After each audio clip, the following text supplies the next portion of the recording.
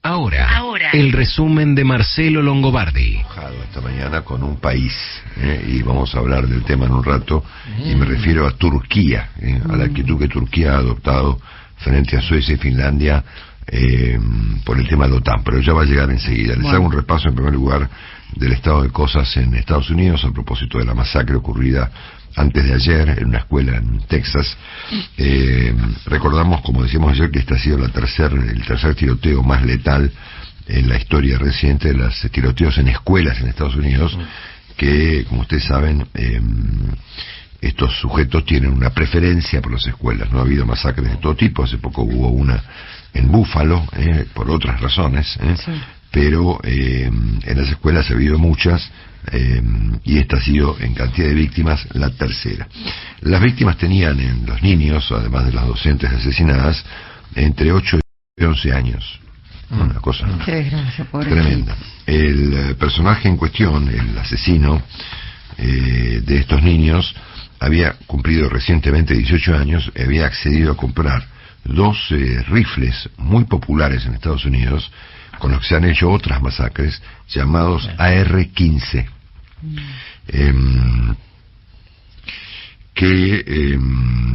bueno, con una, por lo que leí ayer en un informe sobre las AR-15, con una modificación leve que se les puede hacer, se les agrega un dispositivo que los convierte en un arma automática, es decir, una metralleta prácticamente, que puede disparar 100 balas en un minuto. De repetición, claro. De repetición, digo. Exactamente. Yo no conozco el precio de estos aparatos, pero debe ser bastante accesible, y por supuesto, él al cumplir 18 años se hizo de 2 de ellas rápidamente, tal vez en un supermercado, en cualquier lugar, donde venden estas cosas en Estados Unidos. Este personaje había $500, mira vos, valen $500. Bueno, un poquito más que una multa de tránsito, ¿no? Ponele, Bueno, este personaje había enviado, como siempre ocurre en estos casos, algunos mensajes previos a su comportamiento. De hecho, antes de ir al colegio a matar a estos chicos, le pegó un tiro en la cara a su abuela, que llegó a avisar a la policía, que por supuesto llegó en este caso muy tarde. Acá empiezan, como siempre, unos debates tremendos respecto de 2 asuntos, ¿no? Primero, del bendito problema de la segunda enmienda, que es lo que dice la Constitución norteamericana respecto del asunto de las armas. Acá tengo, me traje la Constitución norteamericana, y les voy a leer la segunda enmienda en instantes, que es la que, bueno, protege a los ciudadanos que pretenden utilizar armas, armarse en milicias, ¿no? Defensa, básicamente, ¿no? Es lo que dice la segunda enmienda. Pero es que yo tenía marcado acá el artículo, la enmienda número 2. Sí. Bueno, enseguida se las leo. Y hay arriba de la segunda enmienda este bendito problema de la llamada Asociación Nacional del Rifle, que es una, vamos a llamarla institución, fundada hace muchísimos años, que tenía otro carácter cuando fue fundada, y que significa aparentemente un lobby político de carácter descomunal, particularmente sobre el Partido Republicano. Es más, ayer leí lo tengo acá, un informe que publicó la BBC de Londres, contando inclusive los aportes de campaña que hace este grupo, este lobby tan potente y tan lleno de gente, tanto al Partido Republicano en general, como al presidente Donald Trump en particular, que han sido aportantes de su campaña. En cualquier caso, ya sea por la teoría del reemplazo, que fue lo que generó la masacre de Búfalo, o por un joven delirante que tenía algunos problemas, tenía problemas con su madre, era tartamudo, había sufrido bullying en el colegio, y una serie de cuestiones que pueden en todo caso servir como para dar un contexto, digamos, al cuadro de cosas, ¿no? Entre los debates que hay en Estados Unidos, hoy leo acá en La Nación, en Buenos Aires, qué hacer, por ejemplo, con los maestros. Hay que armar a los maestros. Hay que proteger los colegios. Lo escuchaba anoche a mi querido amigo Jaime Bailey en su programa de televisión, dando unos puntos de vista muy interesantes respecto de cómo es posible, por ejemplo, que sea imposible subir un avión con un cuchillo o con una metralleta o con una pistola, y sea tan fácil producir una masacre en una escuela primaria, ¿no es cierto? Y él contaba que la policía está mucho más enfocada hoy en hacer una multa de tránsito que en evitar una tragedia en una escuela, ¿no es cierto? Porque este joven además entró como Pancho por su casa, digamos, claro. no tuvo mayores obstáculos, digamos, para ejercer semejante nivel de violencia. Salvador Rolando Ramos es el nombre del asesino, que había cumplido hace poquito 18 años y que, a propósito de su edad, pudo comprar armas. El Senado republicano, por supuesto, protege a este lobby, digamos, de la Asociación del Rifle, que es, por supuesto, debe haber una industria acá atrás, un negocio enorme, de características colosales, ¿no es cierto?, de vender armas. Hay más armas en los Estados Unidos que habitantes, Marcelo, ya. Claro, exactamente. Incluso no se puede detectar la cantidad, ¿no? Hay 400 millones, dicen, de armas, pero no hay razón por la protección que hay, si se quiere, legal, de incluso poder tener la identificación. Prácticamente está desmadrada la situación en los Estados Unidos al respecto. Se estaba viendo los países, el ranking de países según la cantidad de armas por habitante. El primero es Estados Unidos, el segundo es Yemen, ¿no?, que es un país en guerra, claro, ¿no? Sí, bueno, claro. Acá tengo la segunda enmienda, que es la que ampara a esta historia, que dice exactamente así: siendo necesaria una milicia bien ordenada para la seguridad de un Estado libre, no se violará el derecho del pueblo a poseer y portar armas, ¿no? Yo me imagino que entre esta enmienda y la realidad puede haber una serie de matices para, al menos, procurar limitar, porque, a ver, estamos claros que los republicanos no van a cambiar de opinión, que la segunda enmienda no va a ser modificada, y que la Asociación Nacional del Rifle ejerce un lobby político en Estados Unidos espectacular, que hace que una persona vaya a un Walmart y se compre una metralleta, ¿no es cierto? Yo me imagino que en el medio puede haber un montón de atenuantes o de formatos, claro, al menos para evitar esta locura. Imagínate, claro, de hecho hay una ley en el Senado, Marcelo, que está bloqueada, cajoneada, que es al menos la registración de las armas y de las personas que pueden tener armas, que es lo que está impidiendo los republicanos en este momento. Es básicamente administrar un derecho constitucional, se quiere, a través de una reglamentación, como todos los derechos constitucionales en cualquier parte del mundo. Pero es un debate. Incluso mañana está la conferencia de este lobby de armas, y Trump ha dicho que va, que ya ha justificado que tiene que ir porque está fuera del debate y la discusión coyuntural. Así que evidentemente hay una industria, hay un poder económico que inhabilita la discusión de fondo en Estados Unidos. Sin lugar a dudas. Así que bueno, este es un tema muy muy dramático que vos imaginate finalmente. En Argentina estamos llenos de problemas, ¿no es cierto? Pero cuando los padres mandan a los chicos al colegio, no se les ocurre que los chicos pueden ser ametrallados, ¿verdad?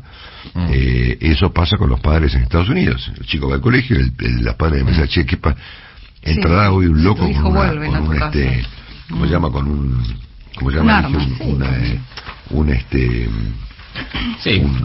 rifle, un no sé cuánto, 15, y masacrará a R15 y masacrará a todo el aula, ¿no es cierto? Claro. Bueno, es un tema muy complicado.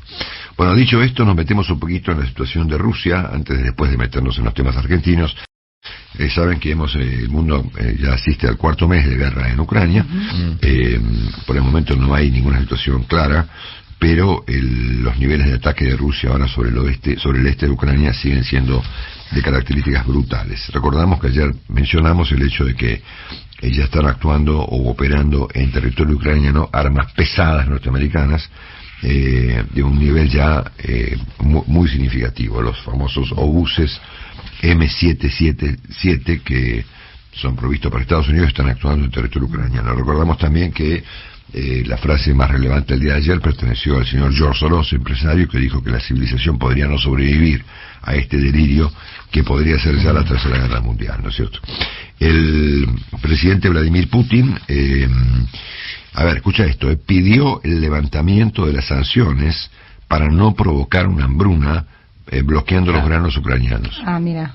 Es el chantaje que contamos Chantaje el día total. de ayer. Claro, el chantaje total que comentamos el día de ayer, que hay un robo, no solamente el bloqueo de todos los puertos, absolutamente Mar Negro y el Mar de Azov están bloqueados, minados, bueno, tanto también por Ucrania, que intentó que no se apoderen de esos puertos, roba los cereales, impide la salida y ahora está pidiendo directamente canjear sanciones que tiene Rusia por la libertad o caminos para que sean corredores de alimentos, es salida de alimentos. Es el gran debate, uno de los grandes debates que hay en los últimos días, te diría, en el mundo, por el precio y por la inflación que tiene esta situación.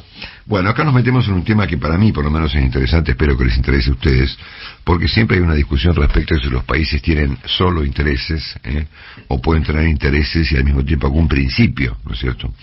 Estamos claros que los países no tienen solo principios, ¿no? Claro. Y que siempre hay intereses de por medio.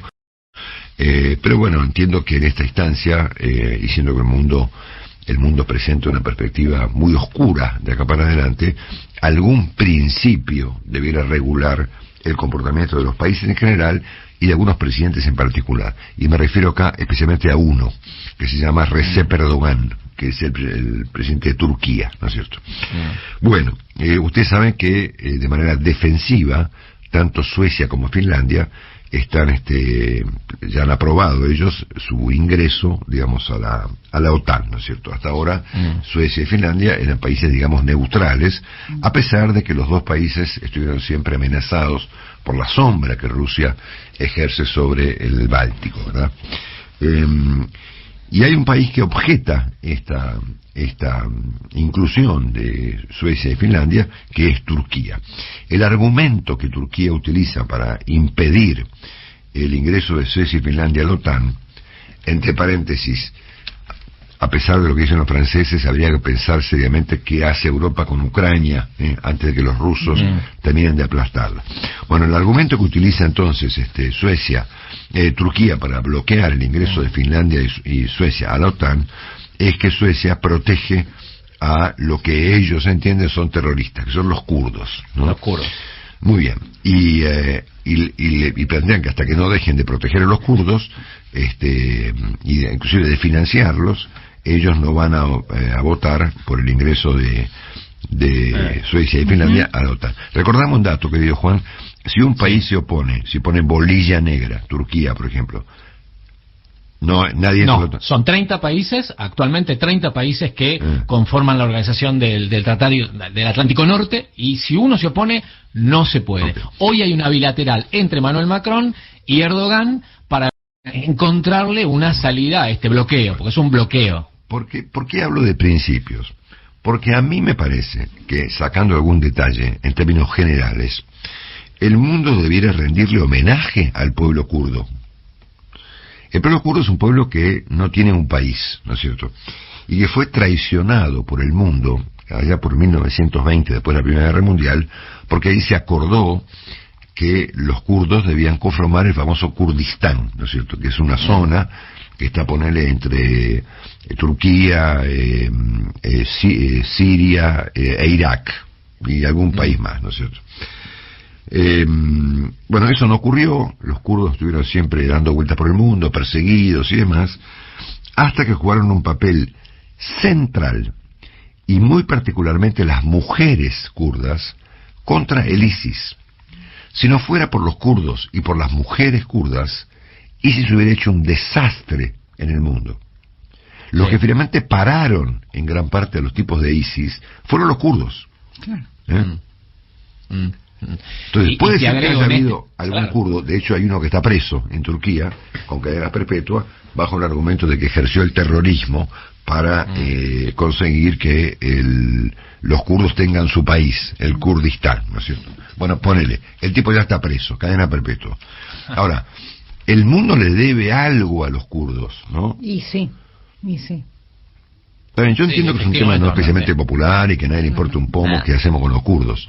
Pero ya llega un punto de decir, pero no pueden ser tan turros estos tipos, ¿entendés? Sí, hay otro tipo de intereses en juego, obviamente, que simplemente la situación del terrorismo, digamos, en la región, o ocupar a los kurdos, Marcelo. Claro, porque los kurdos son un problema político donde... para los turcos. Exacto. Porque son una así que van tranquilos, evidentemente, una vez que masacren a los uigures, eventualmente se volverán tipos civilizados. Cerramos este repaso internacional con la participación, por supuesto, del indispensable Juan Dillon a esta hora de la mañana aquí en Buenos Aires, que trabaja para con una pregunta. CNN Argentina. Correcto. Solo una pregunta, me parece que vamos a empezar a intentar entenderla o buscar una respuesta. Si es que tiene una respuesta, Marcelo, comenzó ayer con los dichos de Kissinger en la cumbre de Davos, vos los contabas, con respecto a si Ucrania finalmente tiene que ceder el este y parte del sur, te diría también, para este corredor que quiere prácticamente de anexión total. Hoy dicen los ministros rusos que el mar de Azov, que hay que olvidarse, que tiene que ser un mar directamente de la Federación Rusa, propio de Rusia, ¿no? Esta es la concepción que habría, sacárselo a Ucrania. Entonces, en esa pregunta de la negociación empieza a haber un cierto rompimiento, se rompe la posición occidental. Francia y Alemania empiezan a querer negociar con Rusia, entendiendo que no se va a poder finalmente, digamos, a una pregunta que vos te hacías al principio, Marcelo, si había que ir hasta el final o se podía negociar, como allá en 1938 cuando se intentó negociar con Hitler, ¿no? Claro, exactamente. Bueno, esto me parece que es el puntapié. Ayer Zelensky dijo en Davos que no renunciaría y que sentía que no había una unidad de Occidente. Me parece que por acá empieza a escribirse la nueva historia de la guerra en Ucrania. Te repito, Francia y Alemania empiezan a dudar. Reino Unido está pensando en un plan para buscar aliados de la Unión Europea. Bueno, me parece que empieza esta historia a escribirse. En el próximo capítulo, Juan, vamos a contar lo que dijo Kissinger, por qué dijo eso, porque yo creo por lo menos que dijo eso, y qué consecuencias puede tener. Bueno, gracias, Juan. Estamos repasando los datos del tiempo a las 6:35 en la ciudad de Buenos Aires. Temperatura 6 grados 5 décimas, humedad 87%, el cielo despejado y vamos a llegar a una máxima de 15 grados. Bueno, enseguida llega el repaso argentino que incluye misas, serenatas y otras cuestiones por el estilo.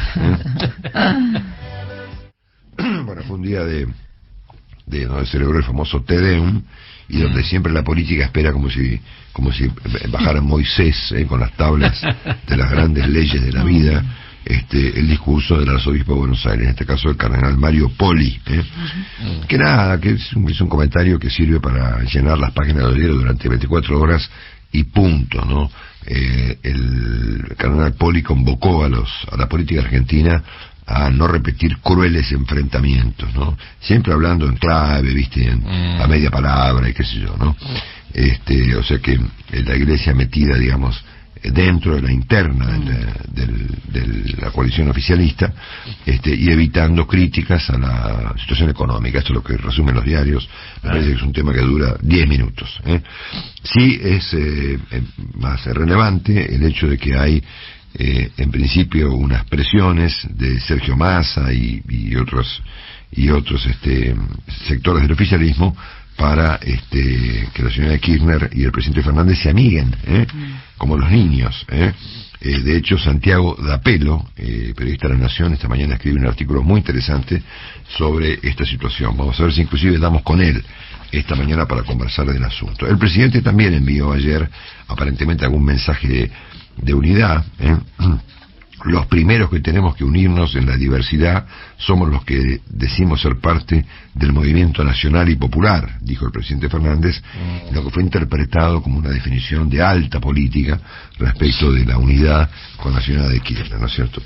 Y en este contexto el presidente ayer aprovechó el locro patriótico del día 25 de mayo en Florencio Varela, en el sur de la provincia de Buenos Aires, para no solamente mandar este mensaje, sino también para ofrecer un curioso recital, digamos, o serenata, emulando a lo que fue en su momento el ex vicepresidente Vudú, que cantaba con su mancha de Rolando, a la señora Kirchner, que bailaba en público, Argentina, que murieron un montón de personas, ¿se acuerdan? Que ¿Habrá sido lo de 11? Cuando sí, pasó no, lo de 11, no me acuerdo cuándo fue, después de esta idea de evitar el ridículo, ¿no es cierto? Que tanto poco caso a la política argentina le hace a los argentinos, ¿no? Así que estamos viendo, digamos, cómo se dirime entre misas, definiciones a media palabra y serenatas la interna del oficialismo, y al mismo tiempo veremos a partir de mañana, cuando arranque la convención de los radicales en La Plata, provincia de Buenos Aires, qué va a ser del futuro de la oposición, siendo que los radicales van a tener que resolver qué hacen ellos en su alianza con Cambiemos y con la coalición cívica. Recordamos que el presidente viene de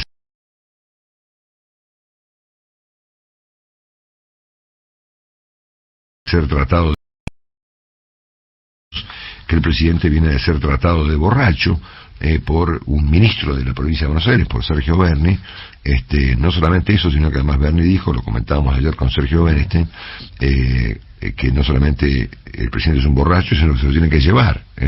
El que trajo al borracho que se lo lleve, fue la frase que quedó dando vuelta durante la semana, por supuesto de muy mal gusto, ¿no es cierto?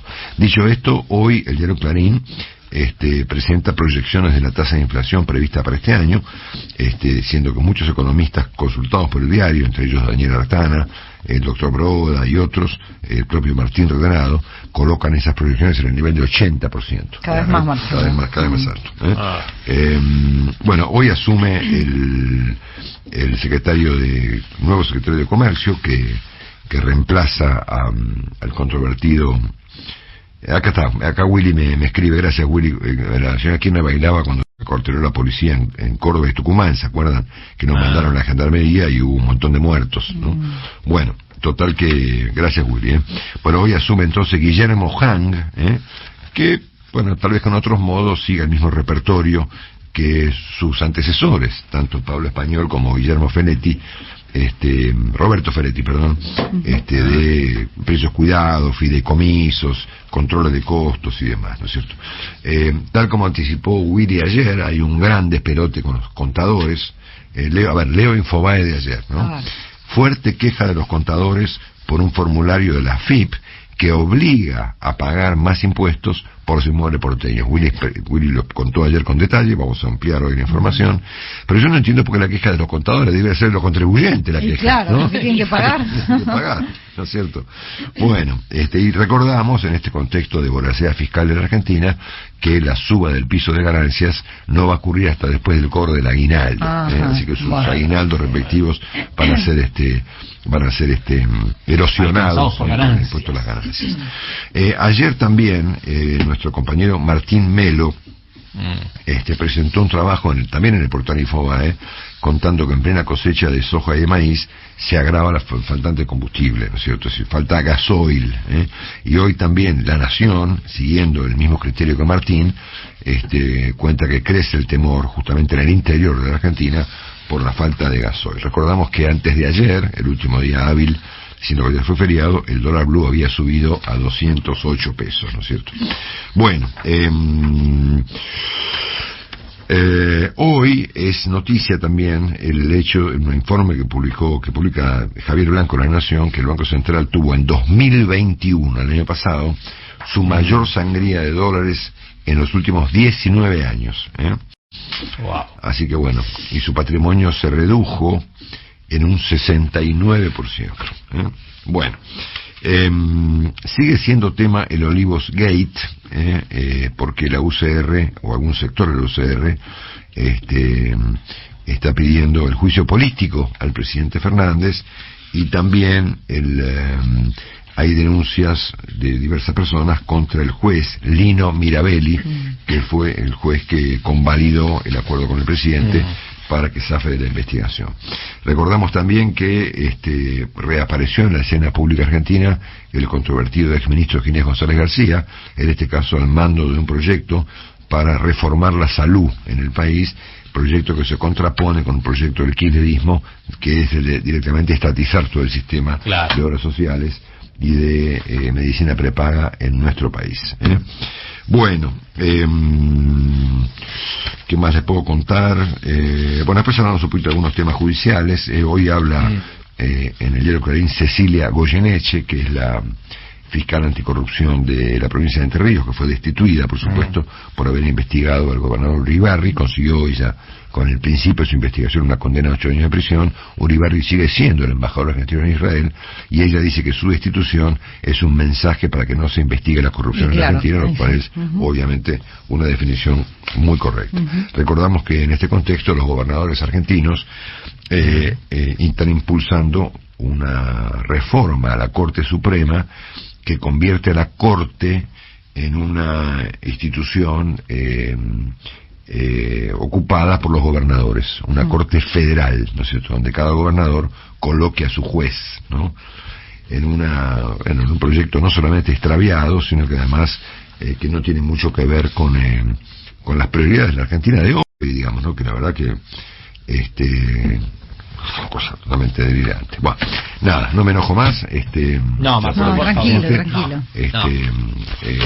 Recién hablábamos en privado con Juan respecto al tema de los kurdos y bueno, yo le decía a Juan que tengo mucha admiración por lo que los kurdos han hecho contra ISIS, y él me decía que yo soy evidentemente un fanático defensor de las minorías y de las causas perdidas. Causas perdidas, Marcelo. Sí, Marcelo. Las causas perdidas, sí. Qué bien. Pero te queremos igual, Marcelo, te queremos así. Las causas perdidas me producen cierta fascinación, ¿no es cierto? Bueno, señores, este ha sido el resumen de este día jueves 26 de mayo del 2022. La temperatura de Buenos Aires. Muy bien, Marcelo. Muchas muy gracias. Bien, te lo voy a decir hoy. Sí, muchas gracias. Excelente. Muy bien. 6 grados, 5 décimas. Sin tu compañía esto sería imposible. Qué grande. 6 grados. Sí, hace mucho frío, Marcelo, hay que abrigarse. Me vuelvo a mi casa, ¿no? Sí, ¿no? Está para estar adentro todavía. ¿Qué hago yo acá con 6 grados? La verdad, ¿no? Y se van a ver días peores todavía. 87 el porcentaje de la humedad. 15 de máxima para hoy, con vientos del sudeste, el cielo algo nublado, a abrigarse. Muy bien.